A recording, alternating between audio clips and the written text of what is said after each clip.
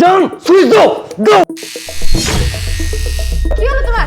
আরে জান আর বলো না, এই বুড়া খাটসটার জন্য আমাকেও শক করেছে। আচ্ছা ভাইয়া ঠিক আছে, ঠিক আছে।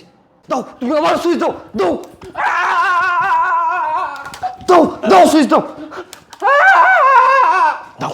বাবা আরে সজীব, এই সজীব তো দেখে ফেললো, এখন কি হবে? দাঁড়াও তুমি, আমি দেখতেছি। হাই হাই, এ আমি কি দেখতেছি? আমার স্ত্রী আর ডাক্তার সাহেব আমার বাবাকে কারেন্ট শক দিচ্ছে। না না, বিষয়টা আমার কাছে রহস্যজনক মনে হচ্ছে। আমাকে এক্ষুনি বাসায় যেতে হবে। যাই, তাতে যাই। আরে তোমরা আমার বাবার সাথে এসব কি করতেছো? কেন ব্রো? ট্রিটমেন্ট করতেছি, ট্রিটমেন্ট। হ্যাঁ বুঝলাম, ট্রিটমেন্ট করতেছো, কিন্তু এটা কি ধরনের ট্রিটমেন্ট? কারেন্টে শক দিয়ে? আরে ব্রো, এটাও এক ধরনের ট্রিটমেন্ট, থেরাপি ট্রিটমেন্ট। তোমার বাবার হাত সবসময় অবশ হয়ে যায় না, সেই অবস্থায় ঠিক করার জন্য কারেন্টের শক দিচ্ছি। এটা তুমি বুঝবা না ভাই। না না, আমার কাছে কেমন জানি এলোমেলো লাগতেছে। বাবা, বাবা তুমি চিৎকার কেন করতেছো? এখানে কি হচ্ছে তুমি বলো তো। বাবা বাবা, আপনি একদম চুপ, আপনি কোনো কথা বলবেন না। আর আপনি যদি এখন এভাবে কথা বলেন তাহলে তো আপনি আরো অসুস্থ হয়ে পড়বেন। আপনি কি সুস্থ হতে চান না বলুন তো? আর ভাই, আমরা বাবার ট্রিটমেন্ট করছি, তুমি চিন্তা করো না। না না, এটা কোনো ট্রিটমেন্ট হতে পারে না। আমার মনে হচ্ছে কি আমার বাবা অনেক কষ্ট পাচ্ছে। আরে ব্রো, গাধার মতো কথা বলতেছো কেন? তোমার বাবার হাত সবসময় অবশ হয়ে যায়, সে অবস্থায় ঠিক করার জন্য তোমার বাবাকে এভাবে বেঁধে কারেন্টের শক দিচ্ছি। বললাম না, এটাও এক ধরনের ট্রিটমেন্ট, থেরাপি ট্রিটমেন্ট। আর এই থেরাপি ট্রিটমেন্ট করতে গেলে রোগীরা একটু কষ্ট পাবে, এটাই স্বাভাবিক। তোমাকে একটু বুঝতে হবে। আচ্ছা, আমি তোমাদেরকে সব কিছু বুঝিয়ে বলতেছি কীভাবে ট্রিটমেন্ট করি। তুমি এখানে লক্ষ্মী ছেলের মতো বসো আর দেখো আমরা কীভাবে ট্রিটমেন্ট করি। ভাবি রাখো, তুমি আর বাবাকে কারেন্ট শক দিও না। আমার মনে হচ্ছে কি আমার বাবা অনেক কষ্ট পাচ্ছে। আরে সজীব ভাই আমার, দেখো আমি তো তোমার ভাবি হই, তাই না? তুমি আমার কথাও বিশ্বাস করছো না? আচ্ছা ঠিক আছে, তুমি যখন আমার কথা বিশ্বাস করছো না, তখন বাবার মুখ থেকেই তুমি শোনো। বাবার মুখ থেকে শুনলে নিশ্চয়ই তোমার অবিশ্বাস হবে না। বাবা, আপনিই বলুন তো, আমরা আপনার ট্রিটমেন্ট করছি কিনা, আর আপনার কি খুব বেশি কষ্ট হচ্ছে? না না সদীপ, বৌমা যা বলেছে ঠিকই বলেছে বাবা। ও আচ্ছা, বুঝলাম। হ্যাঁ, এতক্ষণে বুঝলাম। সজীব দেখো, তোমাদের বাবা মানেই তো আমার বাবা, তাই না? আর আমি কি আমার বাবার খারাপ চাইতে পারি নাকি? আমিও চাই যে আমাদের বাবা খুব তাড়াতাড়ি সুস্থ হয়ে উঠুক। এর জন্যই তো এত কষ্ট করে বাবার ট্রিটমেন্ট করাচ্ছি।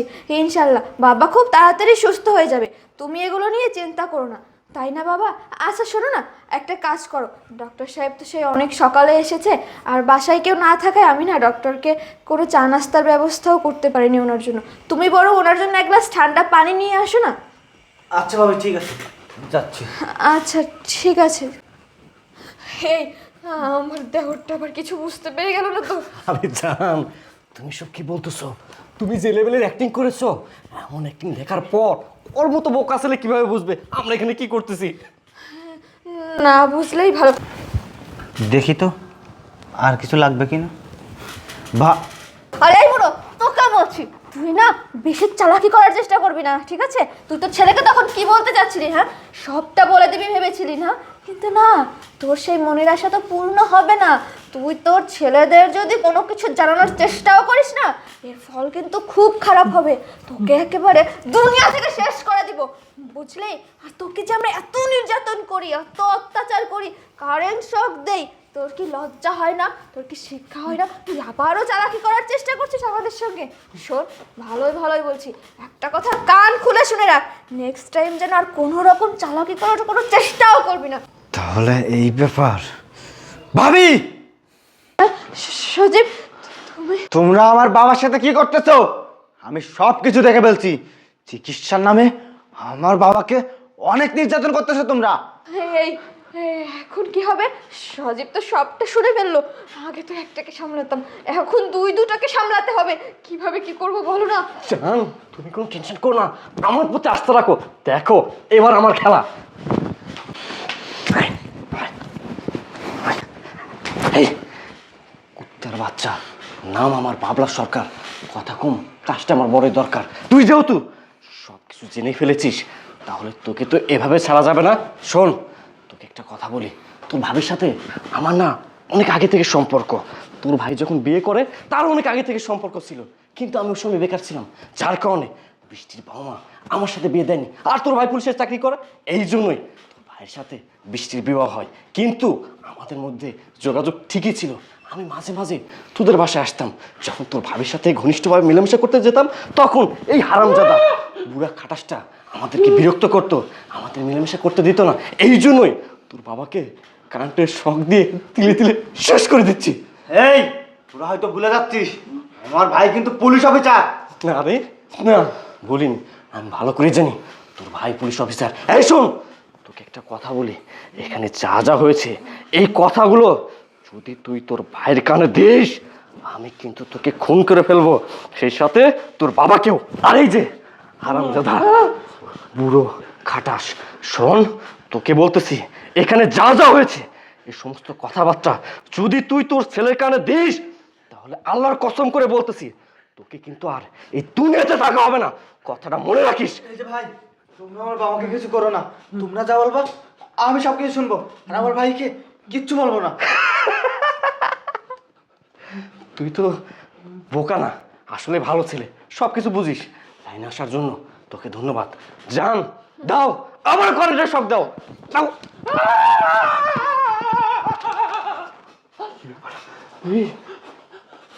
এই সময় আবার কে আসলো? জান তুমি থাকো, আমি দেখছি।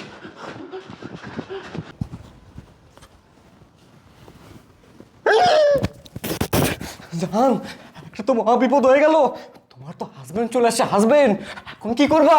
হেই, তুমি এসব কি বলছো? আমার হাজবেন্ড এসেছে মানে তোমার কি মাথাটাতে ঠিক আছে নাকি? আমার হাজবেন্ড এখন বাসায় কিভাবে আসবে? ওর তো আরো 1 মাস পর আসার কথা। না না, মনে হয় কোথাও একটা প্রবলেম হয়েছে। আচ্ছা দাঁড়াও, আমি দেখছি।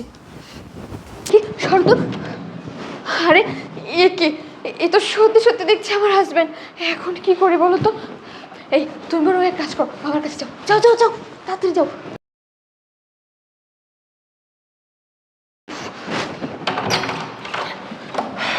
আরে আশিক, তুমি এই সময় বাসায়? হ্যাঁ আমি। আচ্ছা তোমার দরজা খুলতে লেট হলো কেন? ওই যে দেখো না, ডক্টর সাহেব বাবার ট্রিটমেন্ট করছিল তো, এর জন্য। আচ্ছা তুমি কেমন, ভালো আছো তো তুমি? হ্যাঁ আমি ভালো আছি, তুমি কেমন আছো তাই বলো। জি আলহামদুলিল্লাহ ভালো আছি। বৃষ্টি, বাবার ট্রিটমেন্ট কেমন চলছে? বাবার ট্রিটমেন্ট আলহামদুলিল্লাহ ভালোই চলছে, ওগুলো নিয়ে তুমি চিন্তা করো না। তুমি আগে এটা বলো তো, তুমি হঠাৎ কোনো কিছু না বলে কই এভাবে বাসায় চলে আসলে? আসলে হয়েছে কি বলো তো, হঠাৎ করে তোমার কথা আর বাবার কথা আমার ভীষণ মনে পড়ছিল, তাই তোমাদেরকে কোনো কিছু না জানিয়ে হুটহাট করে চলে আসে আর কি। চলো বাবার কাছে যাই, আসো। আচ্ছা চলো। বৃষ্টি, বাবা কেমন আছো তুমি? দেখো আমি তোমার ছেলে চলে আসছি, এখন তোমার আর কোনো চিন্তা নেই, তোমার চিকিৎসা আরও ভালোভাবে হবে। বাবা তোমার হাত এভাবে বেঁধে রাখছে কেন? আর তোমার হাতে সব কিসের ক্লিপ লাগিয়ে রাখছে? ডাক্তার সাহেব,